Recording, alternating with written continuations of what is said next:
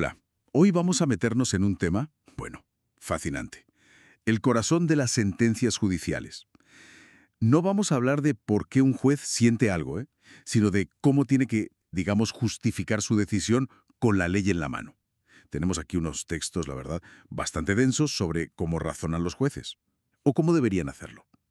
Nuestra idea hoy es sacar en claro qué necesita una sentencia para ser sólida, legalmente hablando, y que no parezca, pues, una simple opinión. Vamos a ello. Exacto. Es que es crucial esa diferencia que mencionas. Una cosa es la explicación, el por qué un juez llega a una idea, que puede ser por intuición, experiencia, llámalo la cocina. Y otra muy distinta es la justificación, es decir, los argumentos legales, lógicos, que presentan la sentencia para demostrar que esa decisión es correcta según el derecho.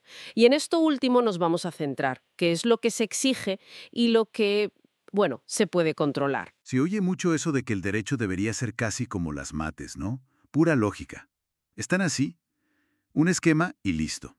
Bueno, hubo una época, sobre todo en el siglo XIX, que sí, que casi se veía así, buscando como una seguridad absoluta.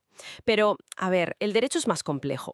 La lógica, el típico silogismo de premisa mayor, norma, premisa menor, hecho, conclusión, decisión, es fundamental, ¿eh? Para la estructura interna, para que la sentencia sea coherente. Pero la lógica por sí sola, pues no te dice cómo interpretar una norma que es ambigua o qué peso darle a una prueba. Ayuda a ordenar, sí. Asegura coherencia, pero no te da la única respuesta verdadera. Vale, entiendo. Si no es solo aplicar una fórmula lógica, entonces, ¿qué más entra en juego? ¿Qué más tiene que hacer un juez para que su decisión esté bien fundada? Sobre todo, claro, en casos complicados. Aquí es donde la cosa se pone interesante. Entran varios elementos clave más allá de la estructura lógica pura. Primero, y esto es vital, definir bien los puntos controvertidos. O sea, ¿qué se está discutiendo exactamente? No vale con repetir lo que pide el demandante así sin más o usar frases genéricas. Hay que concretar. Estos puntos son la guía para saber qué pruebas admitir, cuáles importan de verdad. Recuerda eso de frustra probatur quod probatum non relevat. Es inútil probar lo irrelevante. Y claro, para valorar esas pruebas y asegurar que la sentencia responda a todo lo esencial, evitar incongruencias. Ujú. Definir el campo de juego, digamos. Exacto. Luego está la interpretación de las normas. Las leyes usan lenguaje y el lenguaje pues a veces es ambiguo, vago. El juez tiene que interpretar y justificar por qué elige un significado y no otro. Puede mirar el sentido literal, claro, pero muchas veces tiene que ir más allá, ver cómo encaja la norma en el sistema legal completo, de forma coherente. Buscar la finalidad, ¿no? ¿Qué se pretendía con esa ley? No es elegir al azar, ¿eh? Hay como una jerarquía implícita de criterios. Se busca coherencia y, bueno, la solución más justa dentro de lo que permite la ley. Tiene sentido. No es solo leer la ley. Para nada. Y, por supuesto, la valoración de la prueba. Fundamental. ¿Cómo llega el juez a la conclusión de que algo pasó así y no de otra forma? Tiene que explicarlo, razonarlo. Si hay pruebas directas, pues más sencillo, pero si son indirectas, indicios. Piensa en Sherlock Holmes, ¿no? Y el perro que no ladró. Pues tiene que mostrar ese razonamiento, esa inferencia que conecta los indicios con el hecho que da por probado. Y ese razonamiento debe ser objetivo, racional, basado en máximas de experiencia, en la lógica, no en su íntima convicción o en lo que él cree personalmente. Entiendo. Pero oye, a menudo vemos a los abogados usar mucha retórica, argumentos muy persuasivos, casi de venta, para convencer al juez. ¿El juez puede hacer lo mismo en su sentencia? Muy buena pregunta. Ahí está la gran diferencia. El abogado, claro, defiende a una parte, busca persuadir y puede usar herramientas retóricas, sí, lo estudió gente como Perelman, cómo argumentamos para convencer. Pero el juez, al motivar la sentencia, tiene que usar lo que llamamos argumentación jurídica objetiva. Debe basarse exclusivamente en criterios jurídicos, normas, principios, jurisprudencia.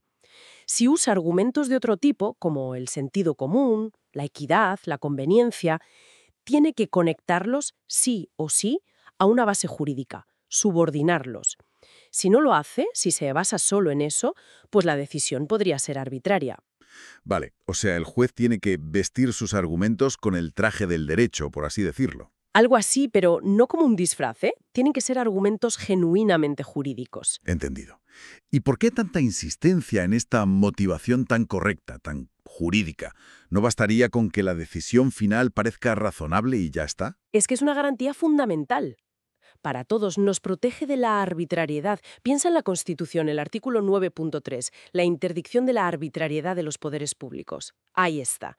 La motivación permite a las partes saber que su caso se ha examinado racionalmente, entender el porqué, y permite a la sociedad en general controlar cómo se ejerce el poder judicial. Una decisión sin una motivación adecuada o con una que sea, digamos, aparente pero vacía, es inconstitucional. Es inválida. O sea que motivar una sentencia no es solo contar una historia o explicar lo que ha pasado, es mucho más. Es construir un argumento sólido, lógico, basado en normas interpretadas coherentemente, pruebas valoradas racionalmente y respondiendo a las cuestiones clave. Vamos, un ejercicio de racionalidad jurídica en toda regla. Exactamente, ese es el ideal y sobre todo la exigencia legal. Has dado en el clavo. Pero, y aquí lanzo una reflexión final para darle vueltas. Si bien buscamos y exigimos esa justificación puramente normativa, objetiva, ¿hasta qué punto crees que influyen inevitablemente otros factores? Me refiero a esa búsqueda intuitiva de la justicia del caso concreto o el sentido común o incluso la percepción de si hay un desequilibrio muy fuerte entre las partes. No sé, un particular contra una gran empresa, por ejemplo. ¿Es realmente posible separar del todo esas valoraciones quizás más subjetivas, inherentes a la persona que juzga, de la argumentación jurídica formal que luego leemos en la sentencia? ¿O siempre queda un pozo? Ahí lo dejo.